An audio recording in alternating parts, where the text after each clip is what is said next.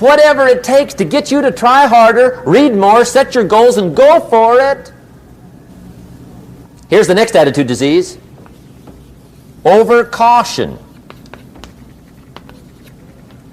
Some people never will have much. They're too cautious. Now, you can also be too reckless, but you can also be too cautious. This is called the timid approach to life.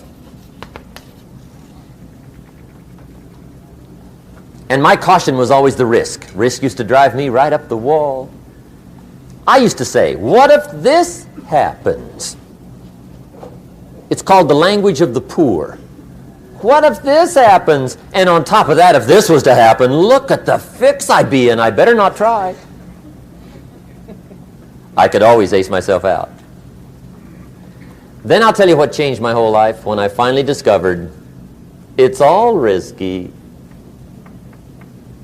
The minute you were born, it got risky. If you think trying is risky, wait till they hand you the bill for not trying.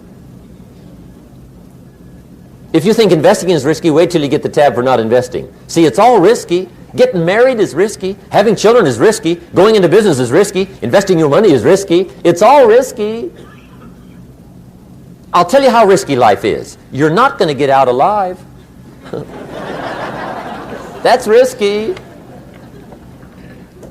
The Englishman says, well, if that's the way it's going to work out, let's give it a go. Right, that's what it's for. Give it a go. Somebody says, yeah, but I'm looking for safety and security. Fine, then huddle in a corner. We'll cover you with a sheet, bring you 3 meals a day. And we'll protect you, feed you, look after you, care for you. We won't let anything happen to you, and you'll probably live to be 100. The guy said, well, yeah, I'd live to be 100. But what a way to live. Right. What a way to live, safe and secure. Don't ask for security. Ask for adventure. Better to live 30 years full of adventure than 100 years safe in the corner. And see, it's not important how long you live. What's important is how you live. Here's the next attitude disease. We're almost through with this motley list. In fact, we're almost through. Hang on. The next one is pessimism. Pessimism, the deadly disease of always looking on the bad side, the problem side, the difficult side, checking all the reasons why it can't be done. The poor pessimist leads an ugly life. He doesn't try to figure out what's right. He tries to figure out what's wrong. He doesn't look for virtue. He looks for faults. And when he finds them, he's delighted. How ugly. This is the poor guy who looks through the window, doesn't see the sunset. He sees the specks on the window.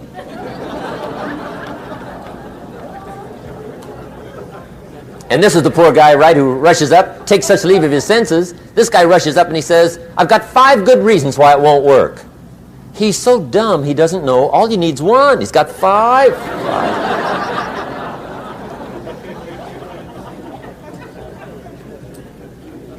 To the pessimist, the glass is always half empty.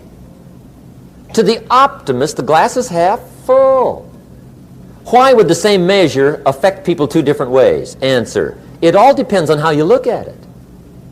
Our lives are mostly affected by the way we think things are, not the way they are. The way we think they are affects us most. There's a subject we don't have time to get into tonight called better thinking habits. One of the major things Shove taught me when I met him, he said, poor thinking habits keeps most people poor. Not poor working habits. Most people work hard, but they don't think hard. And Shove taught me that the mind is like a factory, a mental factory. And whatever you think about all day long pours ingredients into this mental factory. And that's what builds the economic, social, financial fabric of your life. He quoted me a Bible phrase that says, as you think, so you become. How awesome. When he talked about poor thinking habits, he had me. I used to start the day reading the morning newspaper. I mean, you can believe that or not. I'd get a cup of coffee and read the paper. I'd load up on wars and riots and murders and stabbings and killings and bank robberies and muggings and car wrecks and tragedies.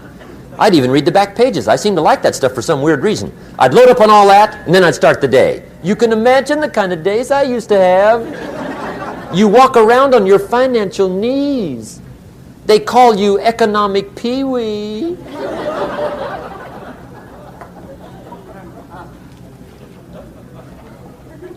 The guy says, I want to be a great leader. Wonderful. The first thing we do is follow him to his house. When we get there, we walk in and check his library, number one. Somebody says, well, why check his library? The reason is because what a man reads pours massive ingredients into his mental factory, and the fabric of his life is built from those ingredients. You would not believe what some people have got in their house to read. You would not believe. One of the best dressed up words I know for a lot of it is trash. Can you imagine dumping a barrel of trash into this mental factory every day and coming out with a rich, dynamic, positive life? It can't be done. You might as well try making a cake with cement. The kids back in Danbury, Connecticut, high school, they're asking me questions one day. I'm talking to the kids. Kids got good questions these days. One of them said to me, Mr. Rohn, how do you build the good life? I said, it's simple. It's not easy, but it's simple. Here's how you build anything. Select the right ingredients, keep out the wrong ingredients, and it starts with thought. Everything starts with thought. So you must be wise and careful what you think about, because that starts everything. You got to be wise and careful. I asked the kids, what would happen if somebody dropped sugar in my coffee? They said, well, you'd be okay. I said, what if somebody dropped strychnine in my coffee? They said, well, you'd be dead. I said, correct. Lesson one. Life is both sugar and strychnine. You gotta be careful. I said, what if my worst enemy drops in the sugar? They said, will you be okay? I said, what if my best friend, even by accident, drops in the strychnine? They said, well, you'd be dead. I said, correct. Lesson two.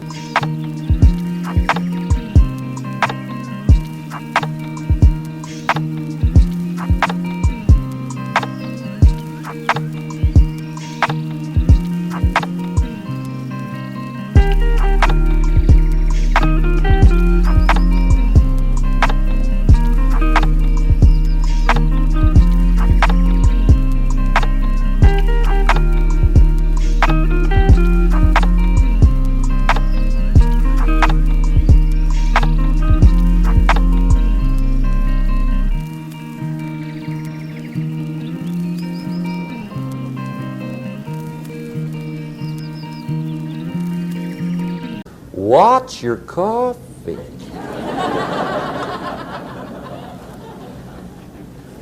You got to be careful. See, it doesn't matter who hands you the bad stuff. It doesn't matter where you get the bad stuff. It'll still do its damage on your bank account, wherever you get it.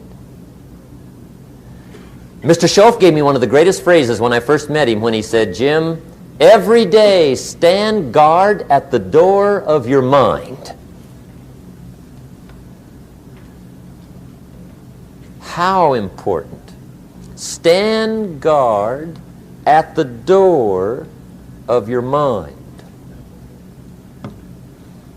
And you decide what goes into your mental factory. Don't let anybody just dump anything they want to in your mental factory, because you've got to live with the results. Okay, here's the last disease, and we're through with this list. In fact, we're almost through. Hang on. The last subject is very brief. The last disease, but this one is deadly. Engage in this one, indulge in it even slightly, and you might as well forget the future because it's going to forget you. Complaining, crying, whining, griping, a Bible word called murmuring. See, that'll ace your future. Spend 5 minutes complaining, and you have wasted 5. And you may have begun what's known as economic cancer of the bone. Surely they will soon haul you off into a financial desert and there let you choke on the dust of your own regret. I hope I said that well, so you won't forget. It's a deadly disease. If you don't think it's bad, ask the children of Israel of Old Testament fame. Typical of us all, their story just happened to get in the book. Story says, children of Israel were slaves. God performed a series of dazzling miracles and got them out. And now they're heading for the promised land. Remember the story? Heading for the promised land. Tragedy of the story, they never got there. Reason. From day one, they started to complain.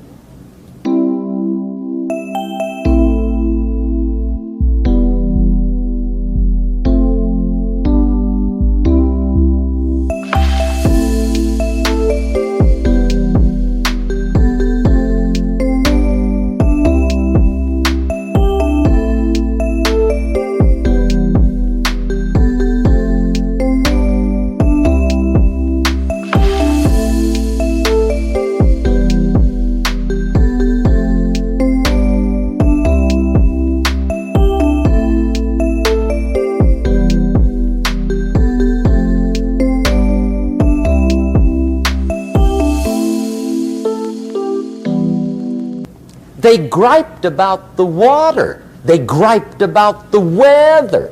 They whined and cried and griped about the food. They griped about the leadership. They whined and cried because it was too far, too cold, too hot, too difficult, too miserable. I mean, they whined and cried for years. Finally, God said, I've had it, trip canceled. Or something like that. The story says they died in the desert, never got to the promised land. Which I think means two things. Indulge in this long enough, you get your future canceled. And I guess it also means even God himself can only take so much.